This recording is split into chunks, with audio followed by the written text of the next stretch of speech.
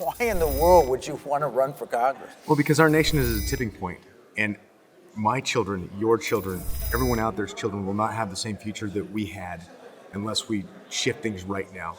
See, Washington has shaped our culture for so long that if we don't do something drastic, like really take back Congress in a massive way and get rid of these corrupt politicians like Liz Cheney, who's tipped her cards, we're going to lose this nation.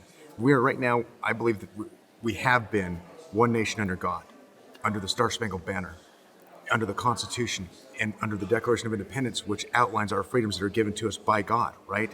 The Holy Spirit is enshrined in the Declaration of Independence if you read it. We're about to lose that. We're about to become a Marxist nation if we don't flip things back. Yeah, it's interesting because you talk spiritual concepts and you flip to Marxism.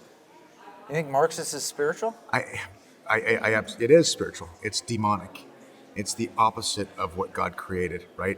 It's government is your God, government is your source, government is the giver of your rights, versus God is your source. If you don't believe in God, some people don't. They can at least believe that their talents and creativity are their source, right?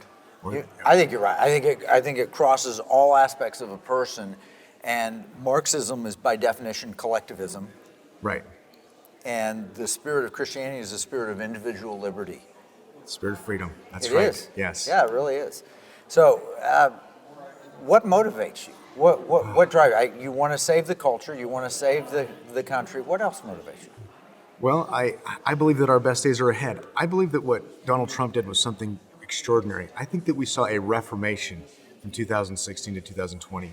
You've heard people say, oh, if we could only have a reformation, or if we could only have a revival.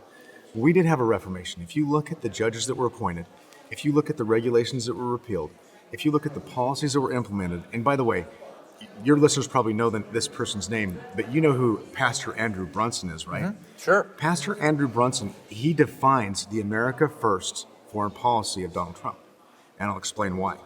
So Donald Trump, 2016, takes office, and everybody's thinking he's going to be an isolationist. What's the first thing he does? He gets rid of ISIS in about 6 months. Those guys no longer existed. So Bush, Cheney, and Obama created ISIS, created a mess in the Middle East, and Trump gets rid of ISIS in 6 months. So what happens next? Andrew Brunson was taken prisoner. He was a pastor in Turkey, taken prisoner. And we asked Turkey to cough him up. Well, they coughed him up almost immediately because we went to economic war with Turkey, and we believe that Erdogan was afraid that we might go to military war with Turkey, so they coughed him up. But that's American foreign policy. It meant something to be an American again.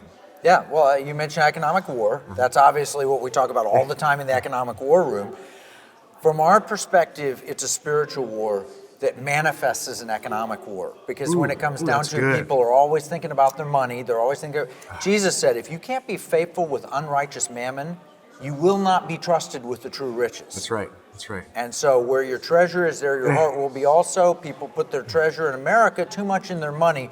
We try and help people take that back and put their treasure in God where it belongs and use their money as a weapon to preserve, protect, and defend the culture to pass to the next generation. Gary, that is good. That is good. Kind of reminds me of a saying I heard a preacher say once. If I could see your tax returns and your checkbook, I know everything there is to know about you. Yeah, and your schedule. You got to see the calendar. Yeah, well, that's true. Yeah, no, exactly right. Well, I appreciate you coming by. Good luck with your campaign. God bless you. Thank you. And if folks are interested in learning more about us, they can go to mrsmithgoestowashington.com. Let's take this nation back. And every little bit helps. So if you could get on there and give us some support, that'd be awesome. Thank you.